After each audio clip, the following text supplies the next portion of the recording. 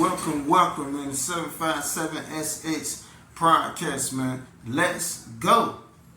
Now, I seen this picture with Lil Nas X. Straight up blasphemy, man. Disrespecting Christ with your punk, sissified ass. See, the problem is people don't feel God no more. Back in the biblical times, when you used to disrespect the Most High, you get dealt with. But the main person that y'all coming for, the main person that y'all marking, he's the one that's saving you. When Christ came and then died on the cross, he brought salvation, he brought mercy, he brought grace. That's the only reason why that y'all is allowed to do what you do and get away with it today. For all y'all non-Bible readers, for all y'all so-called Bible readers, y'all didn't know that now did you? But now you know. You heard it here first on the 757 Essays podcast. Now, Lil Nas X coming out saying he's a Christian. That's the same mess what Kanye West and Mace did. The same agenda. They keep feeding the world the same bullshit and y'all keep falling for it. It's a damn shame. You better get close to God. You better get Christ in your life and stop running behind these satanic scumbags. But anyway, enough about that idiot, Lil Nas X. Let's talk about Quincy Jones. Yeah, Quincy Jones, the gatekeeper. Yeah, I believe he's a gatekeeper. I believe he's one of the persons that you gotta go through in Hollywood to get to the next level. That's just what I believe. Now, I was watching this interview with Quincy Jones and Ludacris. And I seen Quincy Jones grab his hand, just holding his hand for a good little minute, so I had to clip that picture. It wasn't no resistance or nothing. Ludacris was all down with it. So that basically telling me, Ludacris, you must have went through the door to go see Quincy Jones. Now everybody know what happened when you go see Quincy Jones. Now I remember when Tupac was alive, when he was dating Quincy Jones' daughter. Now, I'm going to play this clip and I'm going to let y'all hear what Tupac had to say about Quincy Jones. I don't want to be around him or nothing. Plus, I feel as though what's done in the dark will come to light. It's secrets that everybody's going to find out about that I don't have to play a hater draw speech about. That will come out and you'll find out for yourself and you'll know why I did it. I swear. Now, what he said was true. Tupac ain't gonna make nothing up. He ain't gonna make no lies up. It was all facts.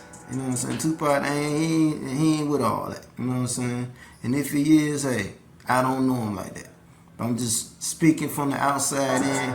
I don't know what really go on the inside of that crazy Hollywood world.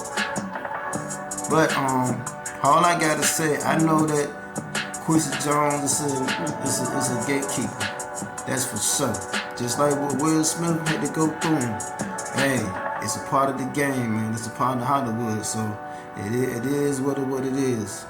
Now let's talk about Stephen A. Smith versus Jason Whitlock. Oh man, they're going down. It's going down, y'all, because they're going at it. Well, they going at it. So I'm gonna play the clip from Jason Whitlock. Check this out. It made me take an even deeper interest in how someone with such limited journalistic skills came to be the face of the worldwide leader in sports. Stephen A. Smith released a memoir in 2023 called Straight Shooter. I read it. It's farcical. When I listened to Cat Williams talk about Kevin Hart and Steve Harvey, my mind immediately drifted to Stephen A. Smith's memoir. Smith's story just doesn't add up. After two of junior college basketball, without acquiring any stats or anything, he shuts down a practice and checks Stephen A. Smith into the scrimmage, and then, according to Smith's account, he knocked down 17 straight shots in the scrimmage, and Big House Games offered him a full scholarship immediately after the practice. I'm reading this, and when I read it, I was like, you gotta be kidding me. This is a comic book. Play a video of Smith going back to Winston-Salem State. This is one of these times that ESPN visited the campus, and let me see. What? No, am I right? This is what's going on. And then Stephen A. starts engaging with some of his former teammates. Let's play the clip. I've been working with Stephen A. almost 5 years. You know, he's pretty big time. Turner once collaborated with each other to put on some old zoot suit my father had sent me to college with and walked around campus imitating me with the suit on. This is what I had to go through when I was a youngster. What's up, Spank? What's going on, bro? Just think about what you just saw. And if you haven't connected the dots, those are just the first three teammates. Stephen A. Smith is 6'1".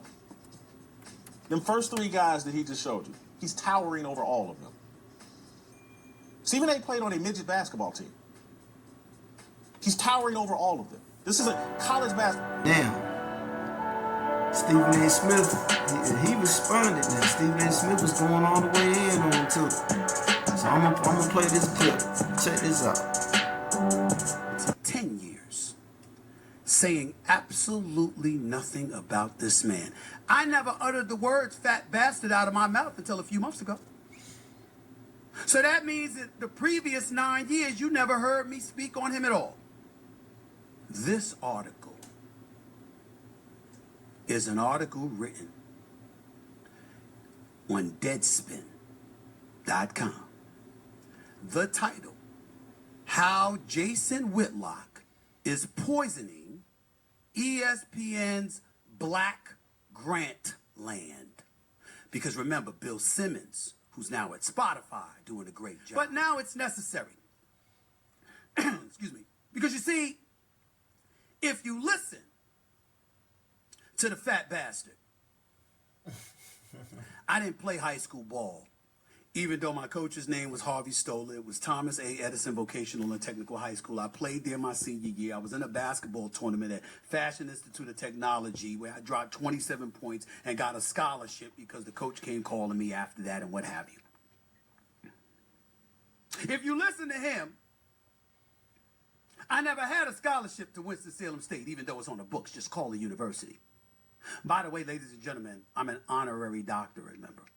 I have an honorary doctorate from Winston-Salem State University because of my contributions to Winston-Salem State. I'm called Dr. Smith. Has something to also do with the contributions that I make because I believe about upliftment.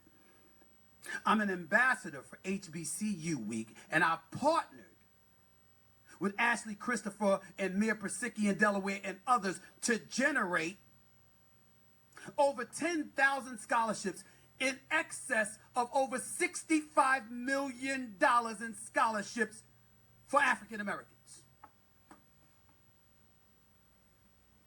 But this man will tell you I'm lying while you were on Blaze TV spewing that bullshit to people. Did you tell them that? Did you tell them how you stood outside of First Take begging me to talk to you?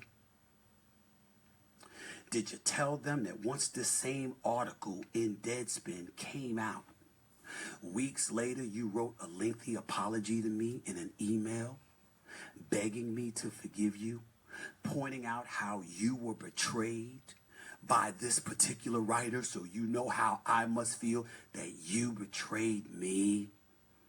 Did you tell the folks that, you bitch? Did you tell them? You fat piece of shit. Did you tell them that? Got the names. We got Jamel Hill. We got Howard Bryant.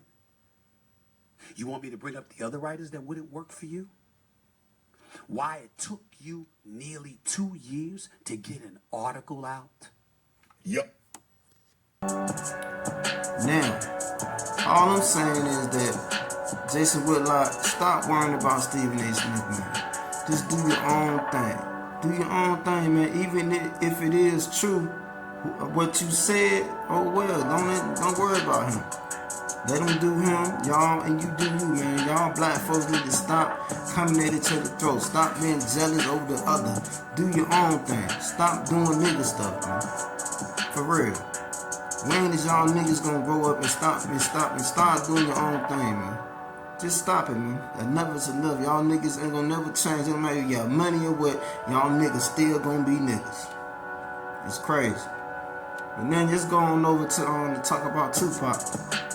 I'm gonna let y'all hear what he said about the ways that people is in this country, America. Check this out. World is such a and when I say this world, I mean it. I don't mean in the ideal sense. I mean in every day, every little thing you do. It's such a gimme. Everybody back off. You know, everybody's like, you taught that from school, everywhere. Big business. You want to be successful? You want to be like Trump? Gimme. Push. Step. Crush. That's how it all is. And it's like, nobody ever stopped. Just, you know, I feel like, instead of us just being like, slavery's bad, bad whitey. I mean, all right, let's stop that. And everybody's smart enough to know that, I mean, we've been slighted. And we want ours. And I don't mean by, like, ours, 40 acres and a mule, because we're past that. But we need help. I mean, for us to be on our own 2 feet, us meaning youth or us meaning black people, whatever you want to take it for us to be on our own 2 feet, we do need help. Because we have been here. We have been a good friend. If you want to make it a relationship type thing, we have been there, and now we deserve our payback. It's like you got a friend that you don't never look out for. You know, you dressed up in jewels. Now America's got jewels, and they paid and everything, and they lending money to everybody except us. And it's like, you know, everybody need a little help on their way to being, you know, self-reliant. You know what I'm saying? That's the whole thing about the album, about the Special Olympics. Everybody need a little something to be independent. No independent person just grew up and was born independent. You worked and you learned teamwork and you learned cooperation and unity and struggle, and then you became independent. And we have to teach that and instill that. And why is it that they want to do that? I mean, if this is truly a melting pot in the country where we care about it, and Lady Liberty got a hand like this, she really loves us, then we really need to be like that. And it needs to be the black kids. If there's a white person who got money, then you need to help them. He need to help black kids, Mexican kids, Korean kids, whatever. But it needs to be real. And it need to be before we all die, and then you say, oh, I made a mistake. We should have gave them some money. We really should have helped these folks. It's going to be too late. You know what I'm saying? And then that's when you got to pay your own karma. And that's when God make you punish. When God punishes you. Because I feel like, you know, it's too much money here. I mean, nobody should be hitting lotto for $36 million and we got people starving in the streets. That is not idealistic. That's just real. That is just stupid. There's no way Michael Jackson should have, or whoever Jackson, should have $1,000,000 billion and then there's people starving. There's no way.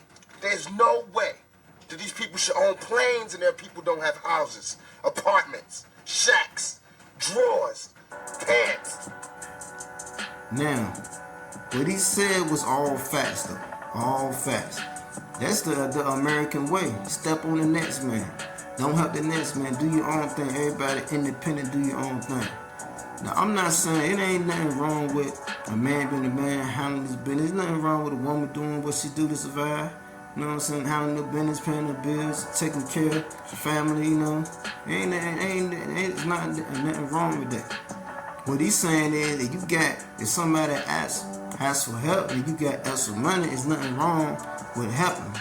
I'm not saying you walk around with $5 in your pocket, you can get it. He's saying, Tupac saying if you got it. Millionaires that got money don't help nobody. There's too many homeless people in the streets, too many millionaires out here. There shouldn't be no homeless people on the street. I'm talking about the government too. There's too much money out here. Too many empty apartment buildings, too many this and that. But you know what? That's the American way. Only worry about self, don't worry about nobody else. But anyway, man, that's enough for today. Thank y'all for tuning in to the 757 SH podcast, man. Let's go.